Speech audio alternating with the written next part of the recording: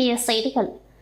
காமராஜர் நகர் தொகுதி சாரம் SRS பள்ளியில் இன்று மாணவர்களுக்கு புத்தகம் மற்றும் சைக்கிள்கள் வழங்கும் நிகழ்ச்சி நடைபெற்றது. இந்நிகழ்ச்சியில் தொகுதி சட்டமன்ற உறுப்பினர் ஜான்குமார் அவர்கள் கலந்து கொண்டு மாணவர்களுக்கு புத்தகம் மற்றும் சைக்கிள் வழங்கினார். இந்நிகழ்ச்சியில் மாநிலத்தில் 10ஆம் வகுப்பில் முதலிடம் பிடித்த மாணவனுக்கு சால்வை மற்றும் நினைவு பரிசு வழங்கி கௌரவித்தார்.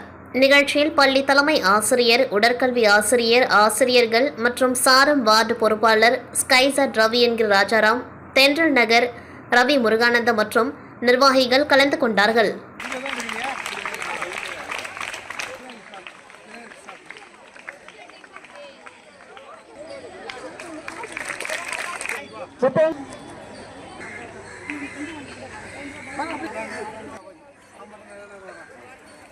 புதுச்சேரி அரசின் செய்தி மற்றும் விளம்பரத்துறை சார்பில் மறைந்த தமிழக முன்னாள் முதலமைச்சர் கருணாநிதியின் பிறந்தநாள் இன்று கொண்டாடப்பட்டது. பிறந்தநாளை ஒட்டி கடற்கரை சாலையில் உள்ள மேரி கட்டட வளாகத்தில் அலங்கரித்து வைக்கப்பட்டிருந்த கருணாநிதியின் திருவுருவப்படத்திற்கு அரசு சார்பில் முதலமைச்சர் ரங்கசாமி, அமைச்சர்கள் லட்சுமி நாராயணன், சாய் சரவணன், எதிர்க்கட்சித் தலைவர் சிவா MLA, துணை சபாநாயகர் ராஜவேல் மற்றும் சட்டமன்ற உறுப்பினர்கள் அனிபால் கென்னடி, தட்சிணாமூர்த்தி, செந்தில்குமார், சம்பத், KSP ரமேஷ் ஆகியோர் மலர் தூவி மரியாதை செலுத்தினர்.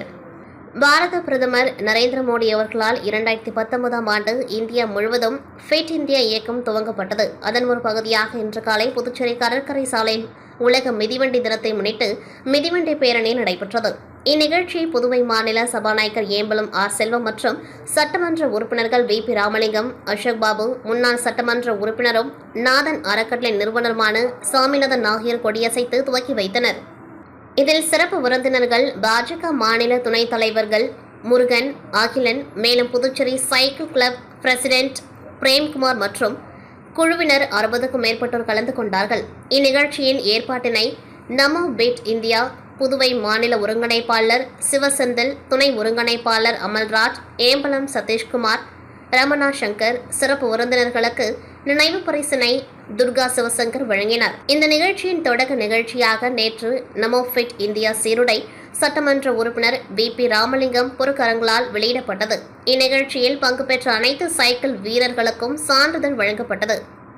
புதுச்சேரி மாநிலம் காரைக்கால் மாவட்டத்தை சேர்ந்த அருள்முருகன் அவர்களின் மகள் செல்வி doctor Preethi Arulmurugan PhD IIT Bombay, MTech IIT Guwahati in chemical engineering அவர்கள் தனது ஆராய்ச்சி மூலம் மன அழுத்த, சிறுநீர் அடங்காமை மற்றும் இடுப்பு உறுப்பு சரிவு ஆகியவற்றால் பாதிக்கப்படுகின்ற 30% மேற்பட்ட மாதவிடாய் நின்ற பெண்களுக்கு பெல்விக் ஃப்ளோர் சப்போர்ட் மெஷ்கள் எனப்படும் உயிரியல் மெஷ்களை கண்டுபிடித்து மருத்துவ உலகில் சாதனை படைத்துள்ளார். இது தொடர்பாக சட்டப்பேரவைத் தலைவர் செல்வம் அவர்கள் செய்தியாளர்களை சந்தித்து அந்த மாணவியின் கண்டுபிடிப்பு தொடர்பாக மாணவி மூலம் விளக்கம் அளித்தார். டாக்டர் பிரீத்தி அவர்கள் தனது கண்டுபிடிப்பு தொடர்பாக கூறியதாவது, இந்தியாவில் 30% மாதவிடாய் நின்ற பெண்கள் இடுப்பு தள தசைகளில் ஏற்படும் பலவீனம் காரணமாக மன அழுத்த, சிறுநீர் அடங்காமை மற்றும் இடுப்பு உறுப்பு சரிவு ஆகியவற்றால் பாதிக்கப்படுகின்றனர். பெல்விக் ஃப்ளோர் சப்போர்ட் மெஷ்கள் எனப்படும் எங்கள் கண்டுபிடிப்பு இடுப்பு உறுப்புகளை அவற்றின் உடற்கூறியல் நிலையில் வைத்திருக்க அறுவை சிகிச்சை மூலம் சேர்க்கப்படும். எங்கள் தயாரிப்பு உயிரியல் ரீதியாக இணக்கமானது, மக்கும் தன்மை கொண்டது மற்றும் மென்மையான ஃபைப்ரோசிஸை ஊக்குவிக்கிறது. இந்த வலை மீண்டும் உறிஞ்சப்படும் பொழுது இடுப்பு உறுப்புகளை தக்க வைத்துக் கொள்ளும். எங்கள் தயாரிப்பு இந்திய காப்புரிமையையும் பெற்றுள்ளது. இந்திய காப்புரிமை எண் 469385 ஆகும்.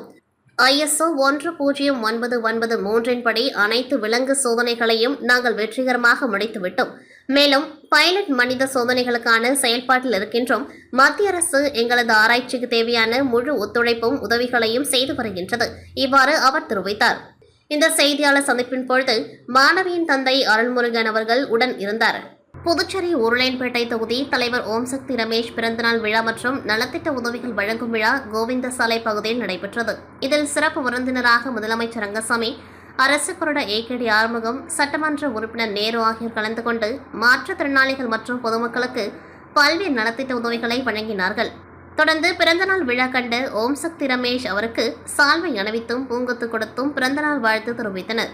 அதனைத் தொடர்ந்து உருளையன்பேட்டை தொகுதி NR காங்கிரஸ் சார்பில் கேக் வெட்டி பிறந்தநாள் விழா கொண்டாடப்பட்டது. இதில் திரளான NR காங்கிரஸ் நிர்வாகிகள் கலந்து கொண்டார்கள். ஐக்கிய நாடுகளின் சுற்றுச்சூழல் திட்டம் ஒவ்வொரு ஆண்டும் ஒரு குறிப்பிட்ட கருப்பொருளில் நிலையான சுற்றுச்சூழலின் மேம்பாடு, பாதுகாப்பு மற்றும் பாதுகாப்புக்கான உலகளாவிய விழிப்புணர்வையும் நடவடிக்கையையும் ஊக்குவிப்பதற்காக ஒவ்வொரு ஆண்டும் ஜூன் 5ஆம் தேதியை உலக சுற்றுச்சூழல் தினமாக அறிவித்துள்ளது. இந்த ஆண்டு உலக சுற்றுச்சூழல் தினத்தை உலகளவில் பிளாஸ்டிக் மாசுபாட்டை முடிவுக்கு கொண்டு வருதல் என்ற கருப்பொருளுடன் கொண்டாட வலியுறுத்தியுள்ளது. அதன் அடிப்படையில் புதுச்சேரி அரசின் மாசு கட்டுப்பாட்டு குழு சார்பில் விழிப்புணர்வு பேரணி நடைபெற்றது. கம்பன் கலையரங்கத்தில் இருந்து துவங்கிய பேரணியை சட்டமன்ற உறுப்பினர் அனிபால் கென்னடி கொடியசைத்து துவக்கி வைத்தார். ஒருமுறை பயன்படுத்தும் பிளாஸ்டிக் பயன்பாட்டை தவிர்க்கும் பொருட்டு 100க்கும் மேற்பட்ட NSS மாணவர்கள் கலந்து கொண்டு கையில் பதாகைகளை ஏந்தியவாறு கடற்கரை சாலை வரை சென்று பொதுமக்களிடையே விழிப்புணர்வை ஏற்படுத்தினர். தமிழ்நாடு முன்னாள் முதல்வர் கலைஞர் கருணாநிதி அவர்களின் 102வது பிறந்த நாளை முன்னிட்டு கேர் ஃபவுண்டேஷன் சார்பாக இரத்த தான முகாம் சிதம்பரம் அண்ணாமலை நகர் கடலூர் அரசு மருத்துவக் கல்லூரி மருத்துவமனையில் நடைபெற்றது. முன்னதாக ராஜமுத்தையா மருத்துவக் கல்லூரி மருத்துவமனையில் நடைபெற்றது. இம்முகாமில் கேர் ஃபவுண்டேஷன் நிர்வாகிகள் மற்றும் தன்னார்வலர்கள் பலர் கலந்து கொண்டு இரத்த தானம் வழங்கினர். இம்முகாமில் பல சமூக சேவகர்கள், தன்னார்வலர்கள் தன்னார்வத்துடன் இரத்த தானம் அளித்தனர்.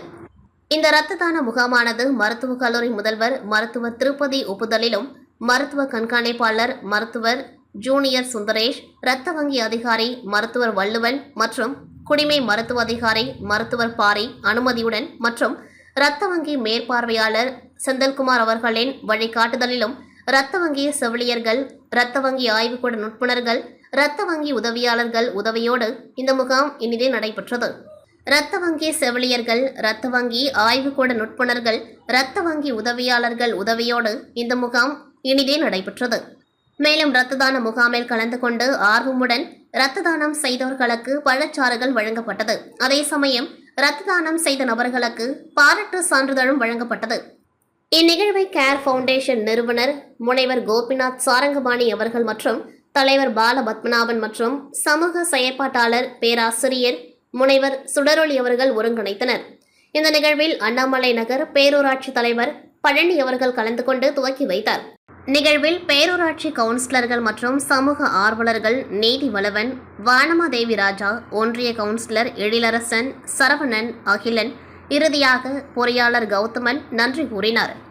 புதுச்சேரியில் நடைபெற்ற மாநில அளவிலான 41வது சீனியர் கோகோ சாம்பியன்ஷிப் போட்டியில் வெற்றி பெற்றவர்களுக்கு வேளாண் துறை அமைச்சர் தேனி ஜெயக்குமார் விருதுகள் மற்றும் சுழற் கோப்பைகளை வழங்கி கௌரவித்தார்.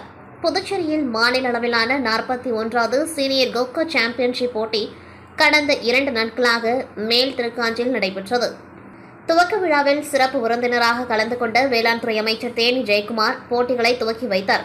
இந்த போட்டியில் ஆடவர் பிரிவில் 10 அணிகளும், மகளிர் பிரிவில் 9 அணிகளும் கலந்து கொண்டார்கள். தொடர்ந்து நடைபெற்ற போட்டியில் முதலிடத்தை ஓரியன் விளையாட்டுக் கழகமும், 2வது இடத்தை மண் வாசனை இளைஞர் நற்பணி மன்றமும், 3வது இடத்தை தனசேகரன் விளையாட்டுக் கழகமும் பெற்றது. அதேபோன்று பெண்கள் பிரிவில் தில்லையாடி வள்ளியம்மை முதலிடத்தையும், புதிய பாரதம் 2வது இடத்தையும் கைப்பற்றியது. வெற்றி பெற்ற வீரர்களுக்கு பரிசளிப்பு விழா நடைபெற்றது. இதில் வேளாண் துறை அமைச்சர் தேனி ஜெயக்குமார் கலந்து கொண்டு வெற்றி பெற்ற வீரர்களுக்கு சுழற் கோப்பைகளையும் பரிசுகளையும் வழங்கி கௌரவித்தார். பரிசளிப்பு விழாவில் சங்கத்தின் செயலாளர் முத்துகிருஷ்ணன், கௌரவ தலைவர் மண்வாசம் இளைஞர் மன்றம் செல்வரசு, விளையாட்டு வீரர்கள், பொதுமக்கள் என அனைவரும் திரளாக கலந்து கொண்டார்கள்.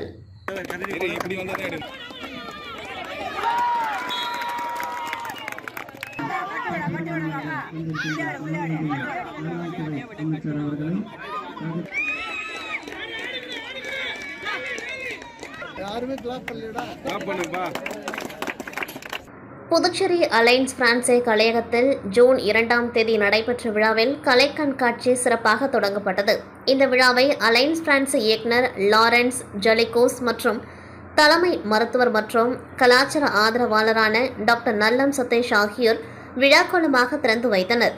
இந்த கண்காட்சி பல்வேறு நாட்டினரையும் தலைமுறைகளையும் பிரதிநிதித்துவப்படுத்தும் 3 தனித்திறமை மிக்க கலைஞர்களின் படைப்புகளை ஒரே மேடையில் கொண்டு வந்துள்ளது. டாக்டர் ஜெயராஜ் உலகம் முழுவதும் பயணம் செய்து பல்வேறு நாட்டு பண்பாடுகள் மற்றும் இயற்கையின் பிரேரணையை தத்தெடுத்த அப்ஸ்ட்ராக்ட் ஓவியங்களுடன் பல்வேறு நாடுகளில் தனது படைப்புகளை வெற்றிகரமாக கண்காட்சியில் வைத்துள்ளார். ராஜி ரவிச்சந்திரன் இந்தியாவில் பிறந்து தற்பொழுது பிரான்சில் வசிக்கும் இம்ப்ரெஷனிஸ்ட் ஓவியர். இயற்கையின் அழகு மற்றும் மரங்களோடு உள்ள ஆன்மீக பிணைப்பை தனித்துவமான நிறங்களின் வழியாக வெளிப்படுத்தும் இவரது படைப்புகள் பிரான்ஸ் மற்றும் போர்ச்சுகல் நாடுகளில் கண்காட்சியில் இடம்பெற்று பாராட்டை பெற்றுள்ளன. பல்வேறு ஐரோப்பிய நாடுகளில் கண்காட்சிகளுக்கு தேர்வாகி பாராட்டை பெற்றுள்ளன. அவரின் கலை உருவாக்கம் இயற்கையை ஒரு உயிருள்ள ஆன்மாவாக காணும் பார்வையுடன் நகர்கின்றது. சித்தார்த்தா இளம் 3D கலைஞர், கேமர் மற்றும் யூடியூபர், டிஜிட்டல் கலை மற்றும் நவீன கற்பனைகளை இணைக்கும் வகையில் அவரது படைப்புகள் இக்கண்காட்சியில் முக்கிய அம்சமாக உள்ளன. இத்துடன் செய்திகள் நிறைவடைகின்றது. நன்றி, வணக்கம்.